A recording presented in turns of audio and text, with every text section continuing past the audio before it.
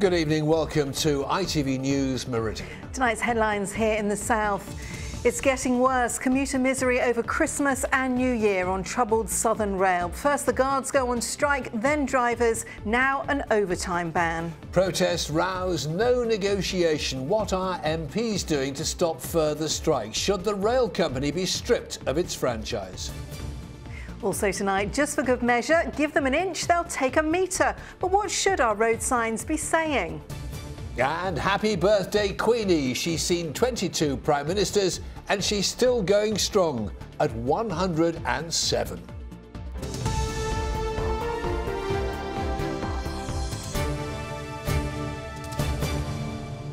Good evening to you. If you thought it was bad now, then prepare for it to get worse on troubled Southern Rail. Further strike action by the guards and from next week train drivers. Plus today, news of a ban on their overtime will bring the network to a standstill. In fact, even Southern says it will. Well, in addition to 9 days of strikes led by the union ASLEF, drivers have been ordered not to carry out any extra work. The overtime ban begins next Tuesday, coinciding with 3 days of strikes by rail guards and the RMT union. Well, Southern Rail runs from Southampton Central and Portsmouth Harbour in the west to Havant, Chichester, Littlehampton, east to Worthing and Brighton. It then heads up to Crawley, Gatwick and into Surrey and London. Well, the row is over the role of the guard and the move to get the drivers to open and close doors. The union says it's a big safety concern. Southern says it's nothing new. So what now for long-suffering commuters and for businesses and local communities through Christmas and the New Year? And what are our MPs doing to sort it all out? In a moment, I'll be speaking to a union leader. First, though, Richard Slee. The train now arriving on Platform 1 is now much more likely to be cancelled in the latest round of strikes on Southern Rail. After 18 months of disruption, weary passengers are now facing 18 days of strikes in the run-up to Christmas and into January. Southern Rail, Southern fail. The unions are protesting against Southern's plan to force drivers to operate train doors. The RMT and ASLEF say that's unsafe, a claim rejected by the company, with long-suffering passengers caught in the middle. It's been a chaos this morning coming from London to come here. Trains delayed. It's just going on too far. Do you blame the company or the unions? It's hard to say. I think they're both to blame. I wish that the government would step in and sort it out, because I'm just sick to death of it. It's going on for a long time. Are you getting frustrated as a passenger? Sometimes I am, but then at other times it seems that when they are on strike, it seems to run a little bit better, you know, so. Southern Rail has been successful in providing a reasonably decent service on previous strike days, but that's now going to be different because of a ban on overtime, which the company was relying on to fill the gaps.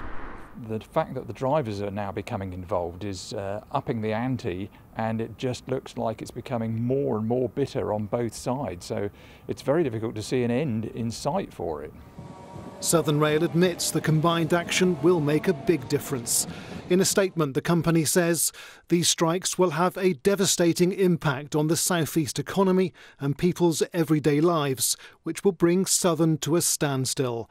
We urge the union to continue our talks and resolve their dispute without causing further unnecessary grief to passengers. But one passenger group says the key to a resolution lies not with the company or the unions, but with the government. It almost feels like they've got something to hide, and that's very worrying when there's so many people's lives being disrupted and essentially at stake with the ongoing disruption. It can't go on. The Department of Transport needs to step in, and there needs to be a review of that because it's not happening on its own. The involvement of the train drivers in this dispute is likely to be a game changer, because if Southern Rail can't operate its services, then hundreds of thousands of people will be stranded, and that will have an impact on the economy that may well force the government into action. Richard Slee, ITV News. So, Southern admits it's going to be a nightmare for travellers over the next 6 weeks, and this row's already been going on for some time. Southern Rail's run by Govia Thameslink Railway, covering Southern, Thameslink and the Gatwick Express. It says it's lost £38 million already over the past 6 months. Stacey. Thanks, Fred. Well, today the Department for Transport released the latest rail statistics, and it's not good news about overcrowding. 70% of the journeys into London are made from the southeast, Waterloo and Victoria, the busiest stations, with almost 200 million travellers passing through each year. And during the peak 3-hour period in the morning, that's 7 a.m. to 10 a.m, London stations are used by almost 600,000 people. And that means on a typical weekday, our networks are operating almost 6% above capacity. And that's why it's standing room only. Fred. Thanks, Stacey. Well, to London and Mick Whelan, General Secretary of ASLEF. Mr. Whelan, thanks for being there. But 9 days' worth of strikes, presumably an apology from you tonight to rail passengers for all their troubles. I spend most of my life, Fred, as you know, trying to promote the railway industry, making a safe industry and getting investment into the industry. It's not in our interest to disadvantage or hurt the travelling public. But I mean, this is a service with overcrowding, delayed, cancelled trains. Some people have had to leave their jobs because of all this. It's a real sorry mess, isn't it? Well, it has been for the best part of a year, and it's been driven by the DfT and government, and Southern have been the tools of the government in relation to this. It's no gain for us. This isn't about pay, this isn't about conditions, this is about safety. But Southern Rail wants you and the RMT to return to the negotiating table. Why won't you? Well, that's interesting they've told you that. If only they'd tell me that. You see, I mean, why deliberately do all this strike action over Christmas and the New Year? It's very Scrooge-like, isn't it? Well, if you look at the dates we put on, having waited a year to get some ballot dates on because we were kept out of it by the High Courts, the reality is we haven't targeted Christmas and the New Year if you look at the dates that we've actually put on. No, but I mean, New Year's Eve is an example, and the run-up to Christmas, the timing is awful, surely. Well, you can only deal with issues when they come to you. And the fact is this issue is contemporaneous, it's now, and we have to deal with the matters arising as and when we can. Well, bottom line is, when's all this going to get sorted? How is it going to get sorted? Tell us. By manning and operating the trains in a safe manner that makes it safe for my people not to be lone workers and makes it safe for the travelling public in the 21st century to feel that for the money they pay and the investment that goes in, that they're securing what they do. So will you get back around the table as soon as possible? Hopefully before Christmas, get this thing sorted? Always willing to get around the table, always looking for a resolution. We shall wait and see. Mick Whelan, good to talk to you. Thank you. Thank you. Well, Govia Thameslink runs Southern on behalf of the government, so you'd think, wouldn't you, MPs would have some say? Well, let's cross now to ITV's political correspondent David Wood. David, why aren't MPs stripping Southern of its franchise? Well, the government can strip Southern of its franchise if it believes it's not operating it properly and it's not delivering the services that it's paying it to do. But the statement today from the Department for Transport reacting to this latest strike seems to suggest that the government believes the blame is really at the union's door, saying that this action is trying to hold back modernisation and isn't really in the interest of a more modern rail network. Now, I've spoken to a number of our MPs today, and their inboxes are inundated with complaints from their constituents who have to use these services. Let's hear from a couple. This is the unions playing at militancy, and it's absolutely doing nothing for our constituents, and the unions really should just put the passengers in the front of their minds at long last and get rid of this nonsense and get back to work. I can't really understand what the issue is in terms of why we can't get back around the table and sort this out. You know, what makes it so bad that the unions, both the RMT and ASLEF, won't get back around the table and try and resolve this for the sake of passengers? So what now for those passengers, David, because they are the ones who are suffering? They are, and they are stuck in the middle, and I'm afraid the what they've got to do in the immediate term anyway is just grin and bear it. The government has said they can claim compensation if trains are 15 minutes late. That's a little bit shorter than on the rest of the country's network. But I've covered various twists and turns of this dispute over the past couple of years. I would say passengers are getting more angry. The government is listening, but at the moment won't be stepping in. David Wood, thank you. So, to confirm then, ASLEF drivers will strike on Tuesday the 13th, Wednesday the 14th and Friday the 16th of December. Then a 6-day strike from Monday the 9th until Saturday the 14th of January. RMT guards will strike next Tuesday, Wednesday and Thursday, the 6th to the 8th of December, then again on the Thursday the 22nd, Friday the 23rd and Saturday the 24th of December. And that, of course, is Christmas Eve. And this will be followed by walkouts on Saturday the 31st of December, Sunday the 1st and Monday the 2nd of January. Well, on our Facebook page, some very strong views on this issue. Craig Beanie says, sack all the strikers. Enough is enough. They're now taking the mickey and it's the public who are suffering. Claire Marshall T says, Southern Rail is a disgrace. I think something should happen now to stop any more strikes. The company clearly doesn't care about its passengers. Boycott the company. So plenty more comments where they come from, and thank you very much indeed. Well, the day's news now, and the chief executive of Brighton's I360 tower has stepped down, but Eleanor Harris says she will remain a shareholder and will now concentrate on her consultancy work. Ms Harris said poor train services between Brighton and her home in London have made her life more challenging. Work will now start to find a new executive director. A fire that destroyed one shop and badly damaged 5 others in Ringwood is being treated as arson, police have confirmed. 50 firefighters tackled the blaze at the meeting house next door to Sainsbury's on Saturday morning. It's believed it started in a wheelie bin at the back of the buildings. No one was injured. A man who robbed a bookies in Bournemouth with an axe has been jailed for 7 years. 28-year-old Gavin Horwood and another man threatened staff at the shop on Columbia Road. It happened in December last year. 2 Portsmouth Football Club players have issued an apology after their bust-up on Saturday. Captain Michael Doyle and defender Christian Burgess were substituted after their dressing room confrontation. Both players say their actions were unacceptable. They've made donations to the academy and the charity Pompey in the community.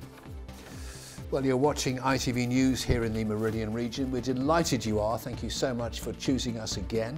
Coming up, Simon with that all-important weather forecast. Just how much colder can it get? Plus, the adorable baby hippo that needed a name. But what was it? We'll tell you later in the programme. And for more on all of our stories, head to itv.com/Meridian. Any views or news, call us please, 0808 1010 095, the number to ring. Or get in touch via Facebook, or why not send us a tweet at ITV Meridian.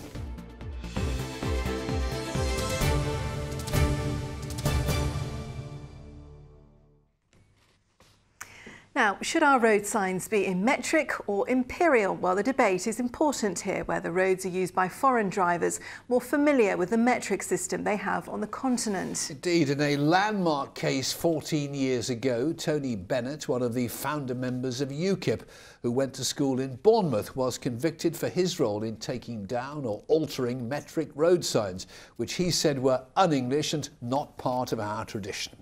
The court decided Bennett and his group were little more than vandals, but the debate has not gone away. Indeed, one campaigner has now successfully argued with the courts that signs in metric alone should be deemed illegal. Derek Norman is one of the original Metric Martyrs, a group who've been active for the past 16 years and changed nearly 2,000 signs in that time. Hannah Pettifer has been to meet him. At 82 years old, Derek Norman might be thinking about taking it easy, but he's already planning his next mission to rid the streets of metric. Over the past 16 years, he has removed, altered and arguably defaced almost 2,000 road signs across the country, all to get rid of metric measurements and retain the imperial.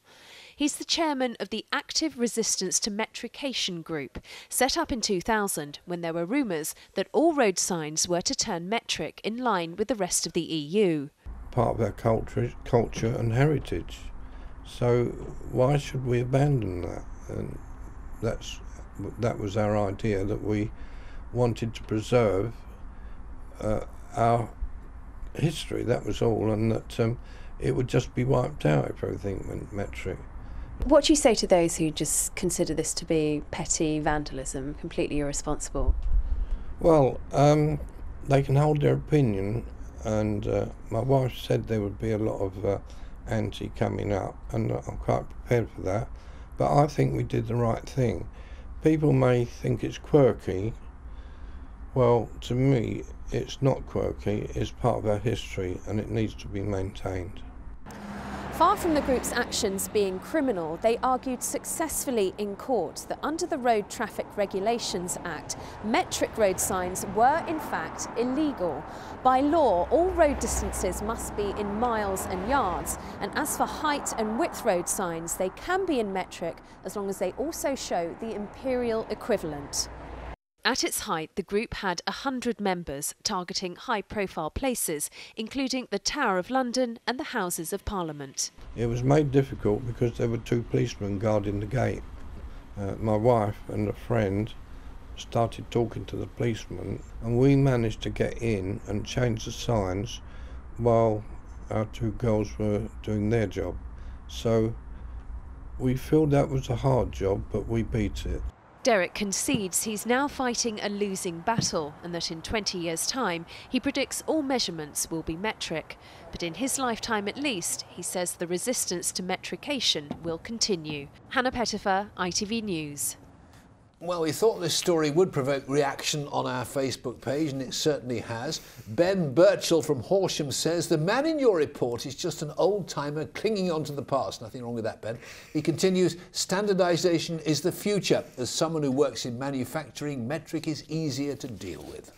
Brenda Meakin from Basingstoke writes, personally, I'd love to go back to pounds and ounces. However, we have a whole generation who only know metric, so we can't expect them to relearn everything. Sue Mears from Reading says, metric is easier because it's counting in tens. Why would we go back to a more difficult way of calculating? And I'm an OAP, aren't we all, Sue? And as we said, dozens and dozens of Facebook posts. Those are just a few of them, but thank you for everyone who got in touch. Well, the ITV Evening News continues with the national and the international news at 6:30. Let's now get a preview to London. Mark Austin. One of world football's top officials tells ITV News the abuse scandal could hit the game worldwide. FIFA's Secretary-General tells us she's closely monitoring every harrowing development. A plane crash kills more than 70 people, including the majority of a Brazilian football team. And the terrifying road rage attack on a major motorway being investigated by police. Join Ranveer Singh and me at 6:30. Now, have you ever thought about giving up the day job and earning a living from your hobby? Well, more and more people are doing just that and pursuing their passion for making artisan food. Some famous faces have done it. Alex James from Bournemouth, who made his name in the band Blur, moved to the Cotswolds and began a 200-acre artisan cheese farm at Kingham. And then there's Charlie Turnbull from Surrey, whom I met on board the cruise ship Britannia last year. Now, he was an engineer, then an accountant, before also moving into the world of artisan cheese making with a deli in Shaftesbury in Dorset. Lovely cheese. Well, the demand for handmade produce is becoming, according to the Food and Drink Federation, a booming industry. And our reporter Jane Hesketh has been to meet people who've taken the plunge and followed their foodie dream. There's nothing like a freshly baked loaf, and Ian turns out around 200 a week from his converted bakery in his home. 2 years ago, he left his job as a mental health nurse to become a baker. It is a leap of faith, but I was very lucky that my wife Sarah supported me to go through that change of career, and it was obviously a big decision. We've got a 10-year-old as well, so it was a big decision, but you only get one go at it, don't you? So she was very supportive and said, if it's something you really want to do, go and do it. Ian trained at the School of Artisan Food, which offers specialist courses for wannabe food producers. The people that are coming in that are fed up of their day-to-day job, we get a lot of IT people or people that don't actually make a tangible product. They're really interested in baking because, you know, you got something after a day or 2 or 3 days. And a lot of people really do make that change from, you know, looking at a computer screen to bakers. But we get all sorts. We've had bomb disposal experts over the past, you know, a whole range of professionals, people that are really passionate about getting into bread. Ian's bakery isn't going to make him rich. He doesn't advertise, it's all word of mouth, and he prefers to sell locally from his van. Ciabatta. There you go. And the pan de campagne pot, stone ground wholemeal, French white flour with sourdough. Okay. Anyone can call themselves an artisan producer. There's no legal definition, but what it means is making something literally by hand, using authentic ingredients and traditional methods. But taking longer and being labour intensive does make it more expensive for the consumer. I'll go a long way to find decent bread. And would you be willing to pay more for a handmade loaf? Oh yes, always, every time. Couldn't tell you what I pay for a loaf of bread. It goes in the basket or whatever, and I just pay at the end. And what do you generally pay for a loaf? Somewhere between £1 and £1.50. Would you be willing to pay more for a handmade loaf? To be honest, I don't think so. Would you be willing to pay more for a handmade loaf? Yes, I would. Yes, I think I would. But you do it for convenience, don't you? Ian's a member of the Real Bread campaign, which is lobbying the government for an Honest Crust Act to get bread back to basics. And they believe better bread means more jobs for bakers like Ian. If you think that we eat how many millions of loaves of what's called bread in this country, and yet we employ something like 20,000 people in baking. If those loaves, the same number of loaves, were baked by small independent bakeries, from 20,000 jobs, we figure about 75,000 independent bakers would be employed. Having your own niche business sounds idyllic, but there are potential pitfalls. Sangeeta sells artisan products and is a member of the Guild of Fine Foods. There are a lot of people doing it, and a lot of those people who have banked on that one product or two products or a range being successful won't get there. You know, in a year's time they might not be there anymore, and if they've banked everything on it, it's a shame.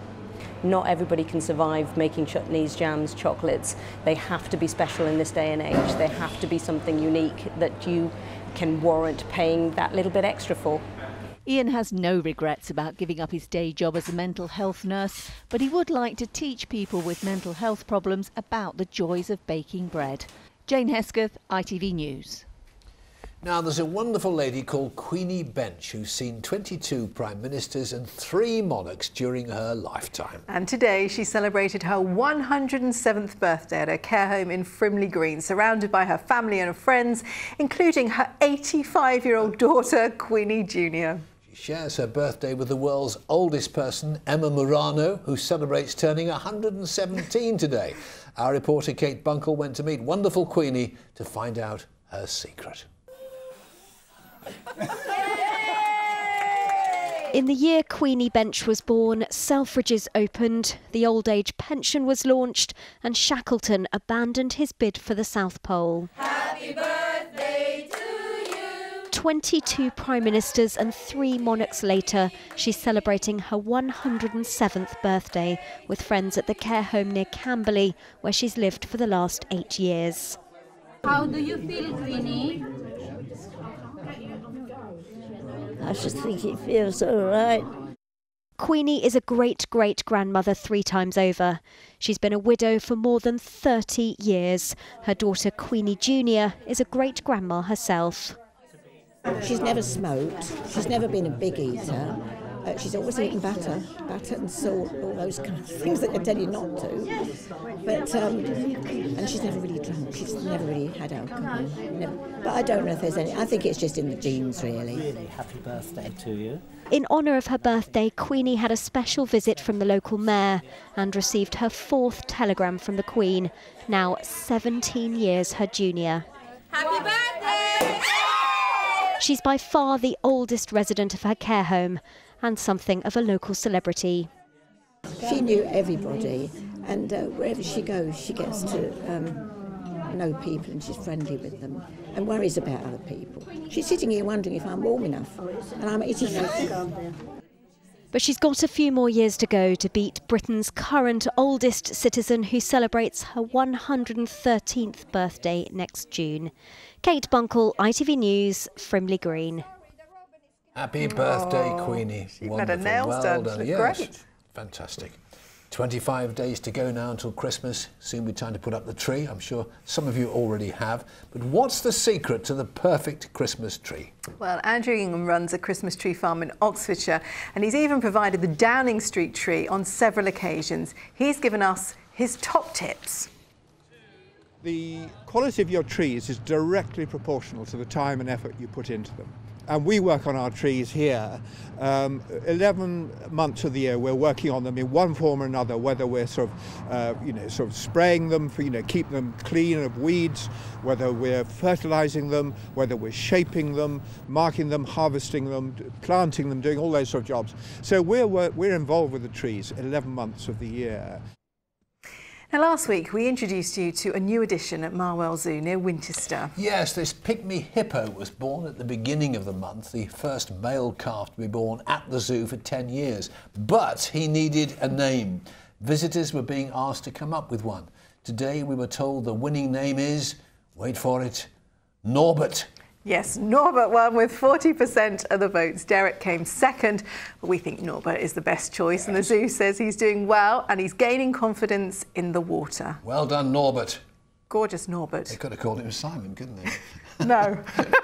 What's wrong with that? That's a very nice name for a small pygmy hippo, I'll have you know. But, anyway, I was going to tell you all about the cold weather. I'm not going to do it now. I'll go on then. Last night we speculated about how cold it would get. What did we say? Sangeeta suggested -6. So, do you want to know how cold it got last night? OK. Here you go. Have a look at these stats. So, Benton in Oxfordshire, normally the coldest place in our region, -5.6. Yes. South Farnborough, -6.4 Celsius. She was right. Odium in Hampshire, -7.1. But the coldest place, South Newington, -7.5 Celsius. She was even wrong. She was. We were all wrong. Making it the coldest night of autumn so far. And we say so far because tonight might be a bit colder. But some lovely frosty pictures coming in. Dan Mapes in New Milton here, making the understatement of the year. Well, you've got to have a bit of fun before you hit the scraper, obviously. Mike Boss sent in this lovely frosty view from Harbridge. Doesn't that look like a Christmas card? Apart from the van. Don't normally get those on Christmas cards. Dawn Dainty tweeted this frosty but bright start with the double bonus of both the sun and the moon at the same time. And Ginny Boxall in Alton, proof that even the nastiest plants can look lovely with a bit of frost, although I still don't like the look of those thorns, Mike. But John Cuthbert was out in the New Forest first thing, and even the messy fallen leaves can look quite nice too. So more of that to come tomorrow morning, I suspect. Colder tonight? Even colder tonight. Even colder tonight. And if you don't believe us, here he is with your forecast, the one and only Simon Parkin.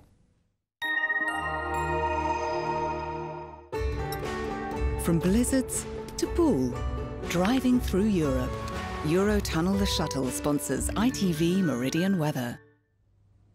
Well, the upside to all of these clear skies is that if you got the right bit of kit, you can get images like these. Our old friend Greg Parker at the New Forest Observatory sent in this one. That there is your Reflection Nebula NGC 6914, right in the middle of a sea of red hydrogen emission nebulosity in Cygnus. Of course, you probably knew that. Meanwhile, in Sussex, Neil Newby got this gorgeous image, and that there is your Orion Nebula M42 and Running Man. So if you do something as clever tonight, do please send me a picture. But the skies will be clear again tonight and through tomorrow, while the jet stream is sitting comfortably to the north of us, and we've got the high pressure dragging in that very crisp dry air from the near continent. But later in the week we're going to see more in the way of cloud developing, so it will be greyer for Thursday and Friday. For tonight though, clear skies mean again a widespread frost. That's what all the blue on the map is. Plus we've got the risk of seeing some